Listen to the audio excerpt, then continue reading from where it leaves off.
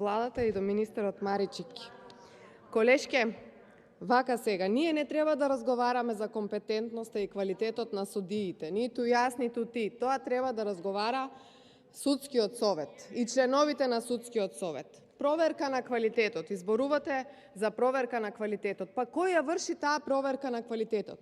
Ако видите дека Судскиот совет го сочинуваат 15 члена, од кои 8 се избрани од редот од судиите, тројца ги избира собранието и 20 членови се на предлог на председателот на државата, и ако подобро го видите моменталниот состав, дека ова е целосна партизација, СДСМ идуизација во мало, тогаш ќе сватите дека всушност не може луѓе кои што се целосно под партиски притисок и партиско влијание да разгледуваат и во исто време да утврдуваат за квалитетот и компетентноста за судиите и да отвараат постапки.